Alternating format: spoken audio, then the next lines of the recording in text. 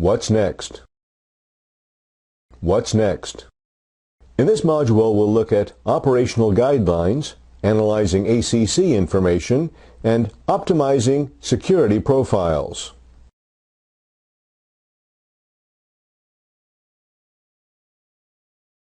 Operational guidelines.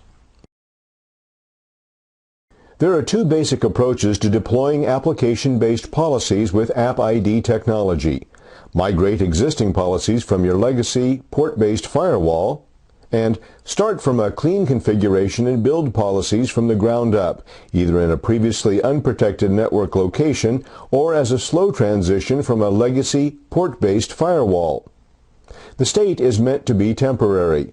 It would only be appropriate during an initial deployment, about 30 days, and is meant to record logs of production traffic so that informed policy can be put in place for security.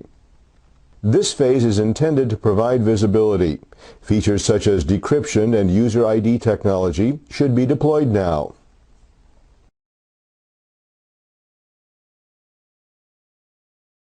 The main objective of the Palo Alto Networks Migration Tool 3.0 is to assist network security administrators, professional consultants, or anyone working on a migration project, rules optimization, security controls validation, or AppID implementation.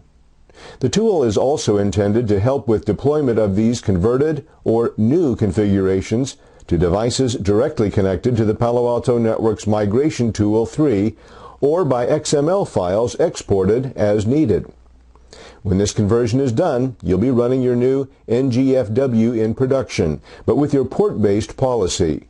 While your NGFW is in this state, it does not provide any additional security compared to your legacy firewall, but it will log all application data, which will be useful in later phases.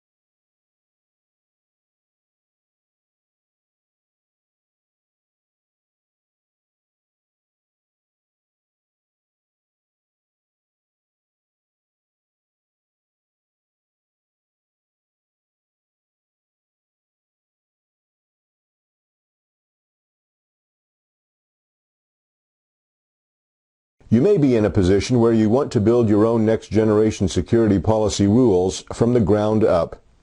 However, before you can start creating effective application-based policies, you must first understand your organization's traffic flow and/or log data. The first step is to place your NGFW in virtual wire or transparent mode behind or in front of your legacy firewall, with an explicit allow any rule. You won't be enforcing any policy, but you will have visibility of all traffic within the context of applications, which will give you a baseline for building policies later on.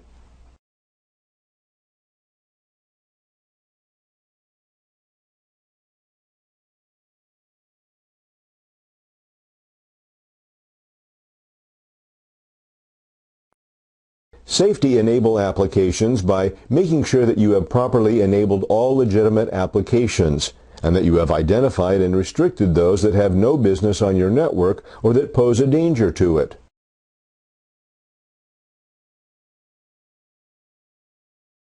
The best way to convert rules to be app-aware is to go rule by rule, looking at which applications are being allowed or denied, cloning the rule, and populating the app ID field. Then you'll move the new rule above the original and let traffic run through it for another 30 to 90 days to verify that no traffic is still matching that original rule. You can now remove the original port-based rule. The most important step in the process is removing port-based rules, so make sure that this removal is done for every rule that has been converted. Once all port-based rules have been removed, your policy set will primarily be application-based, which will allow or deny traffic at the application level, even if the application uses a non-standard port. There will likely still be a few policies that are port-based where appropriate. Once you have 30 days worth of traffic and a comprehensive representation of your traffic, you can begin to build application-based policy. Leave the virtual wire in place as you create your new policies, and as you build out the rule set, you'll see less and less traffic matching the allow any rule you started with. When no legitimate traffic matches the explicit allow any rule any longer, change the rule to a deny any rule. Now you're ready to completely replace the legacy firewall with your NGFW. Now that you have application-based policies in place, you may be able to consolidate the number of policies and further build out your rule set by adding custom applications using the vast library of Palo Alto Networks application decoders. Rule consolidation reduces management overhead by simplifying your view of what's allowed or blocked by your NGFW. Instead of having a single rule for each application, user, and threat protection, for example, Palo Alto Networks allows you to combine these traffic parameters into a single policy, which often significantly reduces the number of rules that you must manage, thus making the task of keeping rule sets updated much easier. For information about creating custom app IDs, refer to https://www.paloaltonetworks.com/documentation. Once your NGFW is deployed with consolidated, customized, next-generation security policy rules, you should actively monitor your network traffic and look to optimize your security profiles.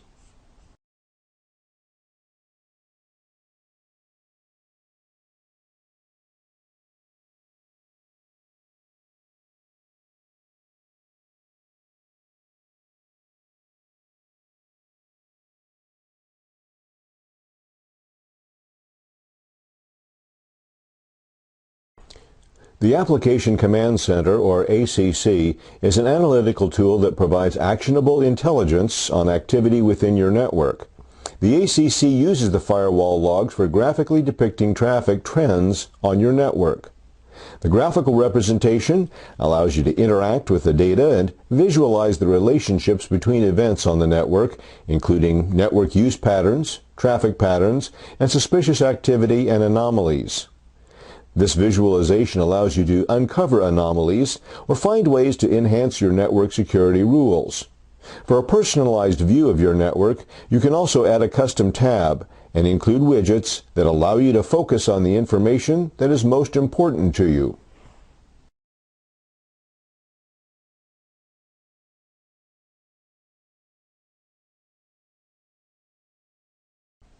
Network activity. This tab displays an overview of traffic and user activity on your network. This tab focuses on the following information: top applications in use, top users who generate traffic, with additional details into the bytes, content, threats, or URLs accessed by the user, and most used security rules against which traffic matches occur. You can also view network activity by source or destination zone, region, or IP address. You can view ingress or egress interfaces and host information such as the operating systems of the devices most commonly used on the network. Threat activity. This tab displays an overview of the threats on the network. It focuses on the top threats: vulnerabilities, spyware, virus, hosts visiting malicious domains or URLs, top wildfire submissions by file type and application, and applications that use non-standard ports.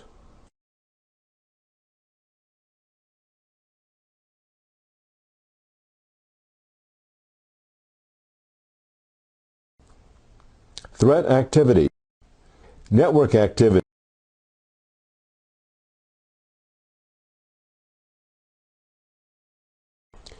The application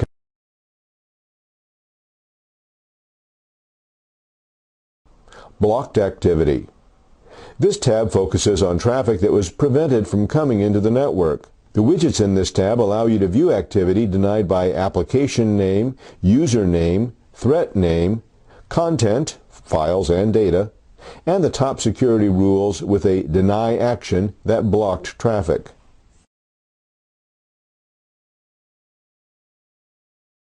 The ACC should be used to review network data and trends to find which applications or users are generating the most traffic and how many applications are responsible for the threats seen on the network.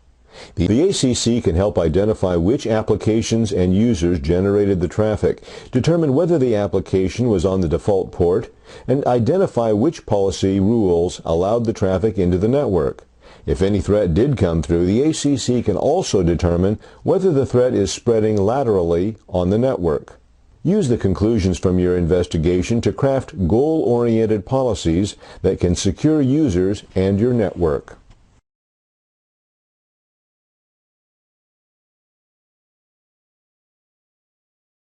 Most malware gets onto the network in legitimate applications or services. Therefore, to safely enable applications, you must scan all traffic allowed into the network for threats.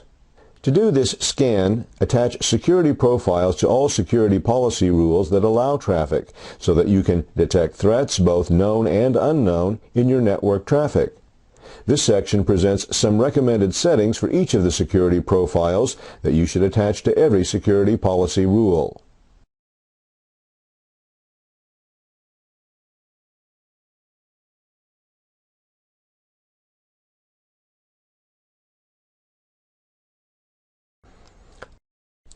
Create a file blocking profile that blocks files that are commonly included in malware attack campaigns or that have no real use case for upload-download. Currently, these files include batch files, DLLs, Java class files, help files, Windows shortcuts, .lnk, and BitTorrent files. You can allow download and upload of personal executables, or PEs, and archive files, .zip and .rar, but force users to click Continue before transferring a file to give them a chance to reconsider. Finally, alert on all other file types for visibility into which other file transfers are happening so that you can determine if you need to make policy changes.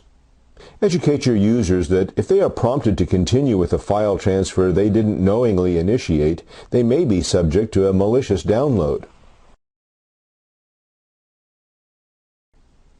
The recommended antivirus profile uses the default action when it detects traffic that matches either an antivirus signature or a wildfire signature. The default action differs for each protocol and follows the most up-to-date recommendation from Palo Alto Networks for how to best prevent propagation of malware in each type of protocol.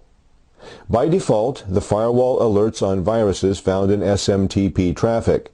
However, if you don't have a dedicated antivirus gateway solution in place for your SMTP traffic, define a stricter action for this protocol to protect against infected email content.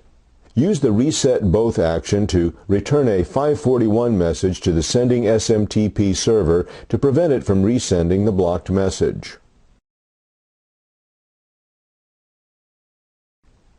The recommended profile is a clone of the predefined strict profile, with packet capture settings enabled to help you identify the source of any potential attacks.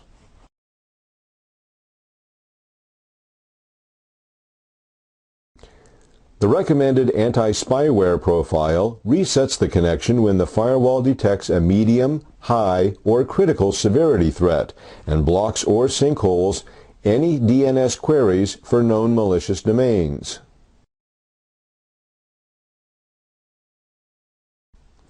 The recommended URL filtering profile sets all known dangerous URL categories to block. These categories include malware, phishing, dynamic DNS, unknown, proxy avoidance and anonymizers, questionable, extremism, copyright infringement, and parked. Failure to block these dangerous categories puts you at risk for exploit infiltration, malware download, command and control activity, and data exfiltration.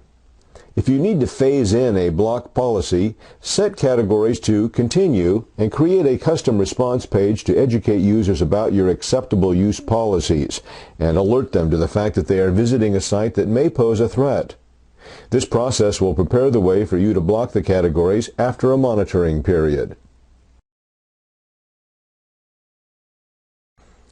The recommended wildfire analysis profile sends all files in both directions, upload and download, to Wildfire for analysis. Specifically, make sure that you are sending all PE files, if you're not blocking them per the file blocking recommendation, Adobe Flash and Reader files, PDF and SWF, Microsoft Office files, PowerPoint, Excel, Word, RTF, Java files, Java and .class, and Android files, .apk.